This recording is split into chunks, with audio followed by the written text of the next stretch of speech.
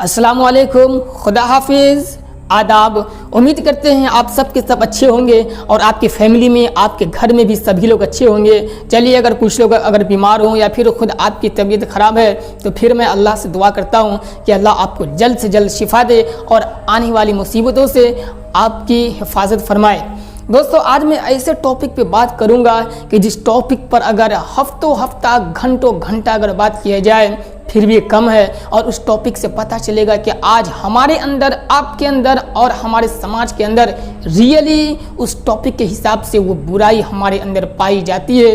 वो टॉपिक क्या है, ठीक है, इस मामले में पहले मैं अच्छे तरीके से बात करता हूँ। हमेशा की तरह फिर से कहना चाहूँगा, अगर आपने मेरे चैनल को सब्सक्राइब नहीं किए है तो मेरे चैनल को सब्सक्राइब कर लीजिए, ताकि आपकी ज़िंदगी की अच्छी बुरी सिचुएशन से रिलेटेड या फिर जो भी हालात से रिलेटेड हमारी वीडियो बने उसका नोटिफिकेशन सबसे पहले आप तक पहुंचे।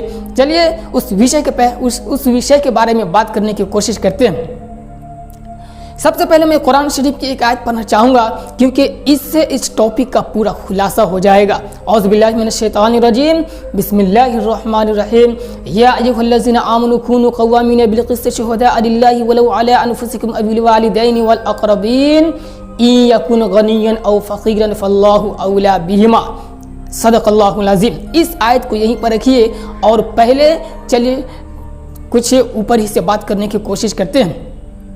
आज हमारे और आपके समाज में एक क्या रिवाज है, अगर आपस में अगर कुछ लड़ाई हो जाए, कुछ पंगा हो जाए या कुछ किसी आदमी से रंजिश हो जाए तो फ़ौरन अपने दोस्तों को बुलाते हैं, अपने रिलेशन वाले को बुलाते हैं, अपनी जान पहचान के लोगों को बुलाते हैं और फिर उसके ज़रिए अगर अगला आदमी अगर मारा है तो उसे मारने की कोशिश करते हैं। अगर वो जिस तरीके से भी टॉर्चर किया हो तो फिर उसे टॉर्चर करने की कोशिश करते हैं। लेकिन आप अपने रिलेशन वाले को या फिर दोस्त लोगों को बुलाते हैं तो उसमें शायद ही कम ही लोग होते हैं जो मामले की गहराई में जाने की कोशिश करते हैं, वरना फिर वो आते हैं तोड़ फोड़ में, रोब में, और क्या हुआ, कौन क्या बोला, ऐसे आया, और फिर बस अगले आदमी को धमकाना शुरू कर देते हैं। और अगर अगला आदमी अगर डर गया तो ठीक है, वरना फिर बजाना शुरू कर देते हैं। दोस्त, मैं आपसे कहना चाहूँगा, ये बिल्कुल जाहिलियत वाला फैसला करने का तरीका है। ये बिल्कुल एक जाहिलियत और बेवकूफ़ी किस्म का ये मिजाज है कि बगैर मामले की गहराई में जाए बगैर आदमी क्या है, मामले का फैसला करना शुरू कर दे।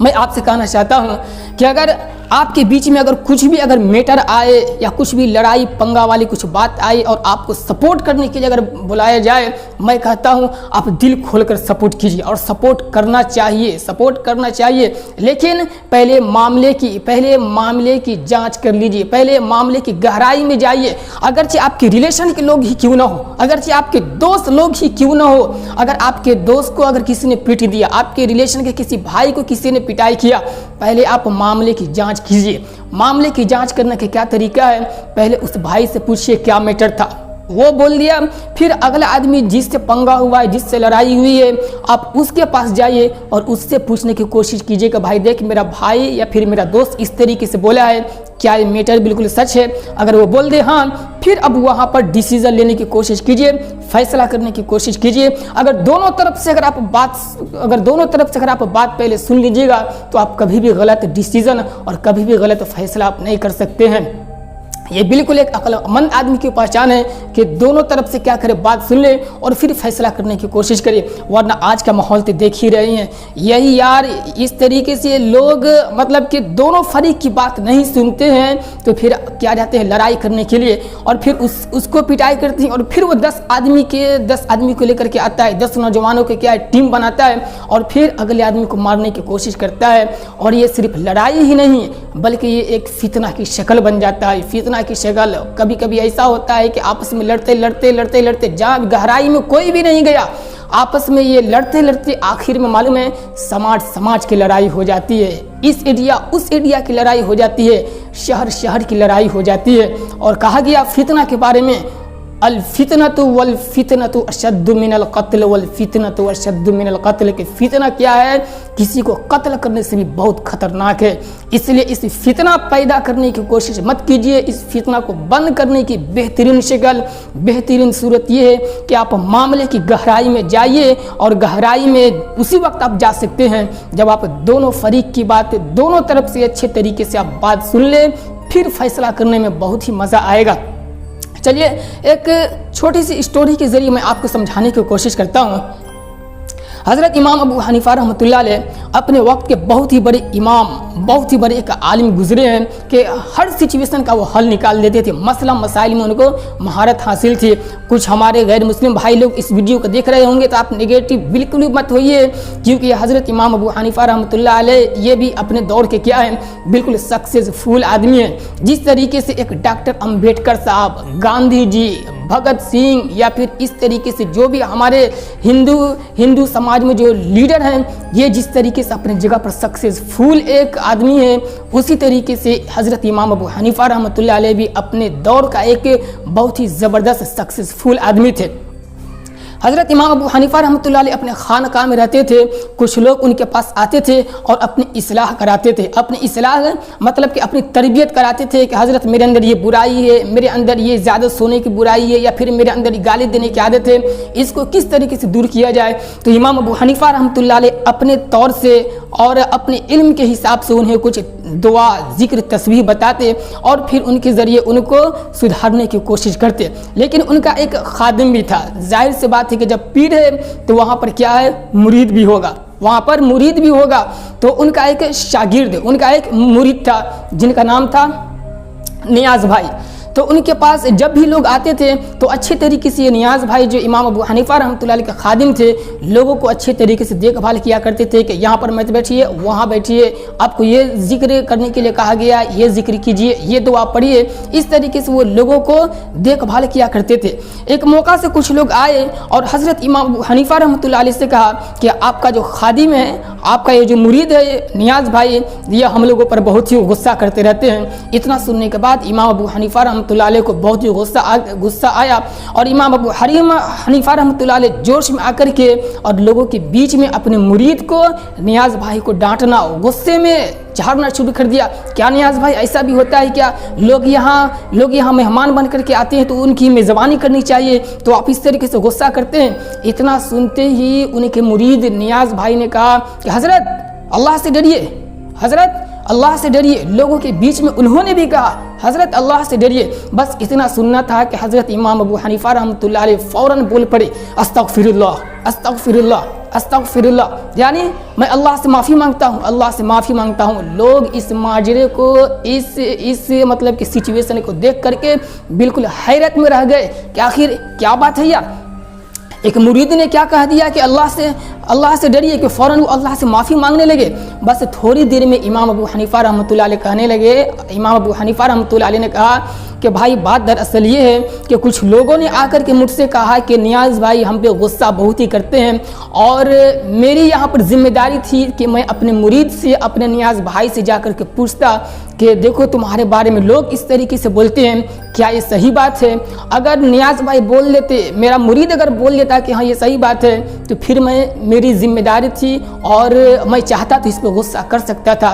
लेकिन मैं इससे पूछे बगैर, मामले की जांच किए बगैर मैंने इस पर गुस्सा करना शुरू कर दिया। ये मैंने गलती की थी, इसलिए मैंने अस्तग़फ़िरुल्लाह, अस्तग़फ़िरुल्लाह पढ़ना शुरू कर दिया। दोस्तों ये स्टोरी यहीं पे बंद कीजिए, ये स्टोरी इतनी ही है। अब यहाँ पर से सीखने की ज़रूरत है कि एक टीचर अगर अपने शिष्य को और अपने शागिर्द को अगर डांट दे तो इसमें क्या बुराई है? डांट सकते हैं ना।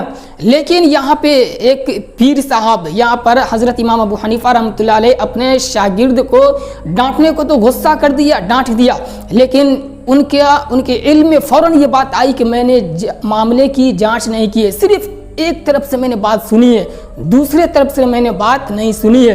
बस इसी खदशे की वजह से उन्होंने अल्लाह रब्बुल इज़्ज़त से माफ़ी मांगना शुरू कर दिया। मैं भी आपसे कहना चाहता हूँ कि न जाने कैसी कैसी सिचुएशन में आप शरीक होते हैं, लड़ाई में, पंगों में आप जाते हैं फैसला करने के लिए। अपने दोस्तों की लड़ाई का फैसला करते हैं, अपने समाज की लड़ाई का फैसला करने के लिए जाते हैं, अपने पड़ोस में कुछ अगर मामलात हो जाए तो उसका फैसला करने के लिए जाते हैं। कि आप दोनों फरीकों की बात सुनते हैं या नहीं सुनते? अगर सुनते हैं तो फिर आपको सलाम हो, क्योंकि आप दोनों फरीकों की बात सुनेंगे तो कभी भी आप किसी के हक में गलत फैसला नहीं कर सकते हैं, आप सही फैसला करेंगे और एक जो फितना पैदा होने वाला था उस फितना को आप रोक सकते हैं, उसी वक्त रोक सकते हैं जब आप दोनों फरीकों की, दोनों तरफ से आप बात सुनेंगे। मैं आपसे कहना चाहता हूँ, आपको अगर जब भी फैसला करना हो तो कुरान की रोशनी में फैसला करने की कोशिश कीजिएगा। या अय्युहल्लज़ीना आमनू कूनू क़व्वामीना बिल क़िस्ति शुहदाअ लिल्लाहि वलौ अला अनफुसिकुम अविल वालिदैनि वल अक़रबीन। ईमान वालों, इंसाफ पर कायम रहो, हमेशा इंसाफ पर कायम रहो। आप इंसाफ पर उसी वक्त कायम रह सकते हैं, फैसला करने में इंसाफ पर उसी वक्त कायम रह सकते हैं जब आप दोनों फरीकों की बात अच्छे तरीके से सुन पाएंगे। और हाँ, आगे और कहा गया शुहदा अलिल्लाही, अगर गवाही देने की ज़रूरत पड़े तो अल्लाह के लिए ही गवाही दो।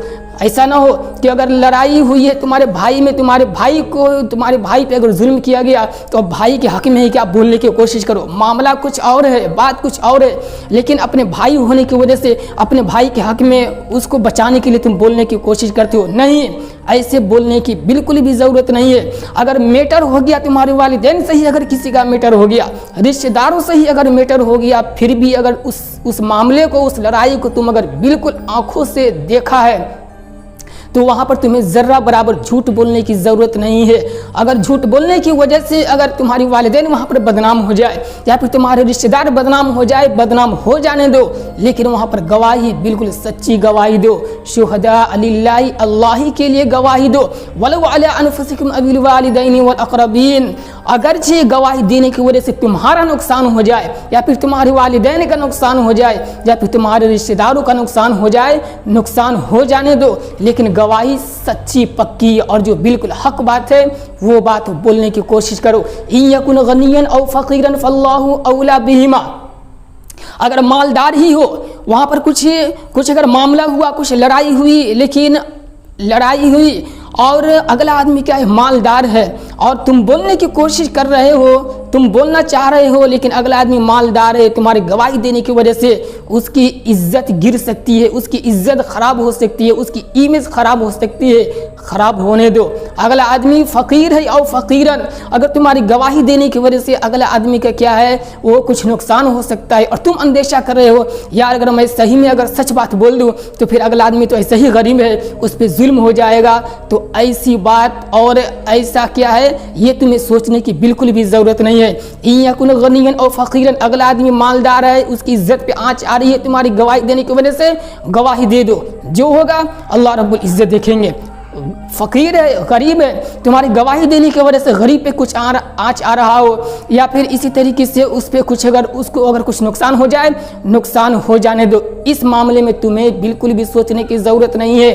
फ़ल्लाहु औला बिहिमा, क्योंकि अल्लाह तबारक व तआला ही इन दोनों के मामले में अच्छे तरीके से क्या है, ताल्लुक़ रखते हैं कि क्या अच्छा होगा, क्या बुरा होगा। कि तुम्हारी गवाही देने की वजह से गरीब वाकई में उसको नुकसान हो जाएगा या फिर अमीर है, वाकई में तुम्हारी गवाही देने की वजह से उसकी इमेज ख़राब हो जाएगी। इस मामले में तुम्हें सोचने की कोई भी ज़रूरत नहीं है, बल्कि जो सच्ची पक्की गवाही है, हक बात है, उसे बोलने की कोशिश करो। दोस्तों, मैंने कुरान की आयत की रोशनी में एक इंसाफ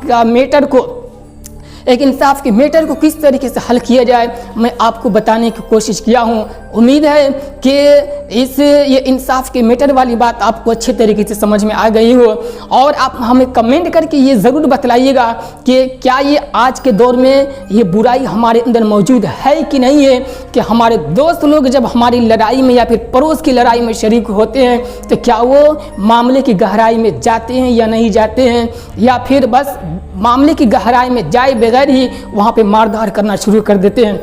इस मामले में मुझे कमेंट करके यस या नो का कमेंट करके ज़रूर बतलाइएगा। और हाँ, वीडियो अच्छी लगी तो लाइक ज़रूर कीजिएगा, अपने कमेंट करके अपने जज्बात का इजहार भी ज़रूर कीजिएगा और बतलाइएगा कि आप किस टॉपिक पे वीडियो सुनना पसंद करते हैं। इंशाल्लाह आप जिस टॉपिक के बारे में आप हमें कमेंट करेंगे, आपका नाम लेकर के मैं वीडियो बनाऊंगा कि फ़लाँ साहब ने हमें यह कमेंट करके कहा था इस टॉपिक पे वीडियो बनाने के लिए, तो मैं ये वीडियो बना रहा हूँ। ठीक है, वीडियो को शेयर ज़रूर कीजिएगा। मिलते हैं नेक्स्ट वीडियो में, तब तक हंसते रहिए, मुस्कुराते रहिए। खुदा हाफिज़।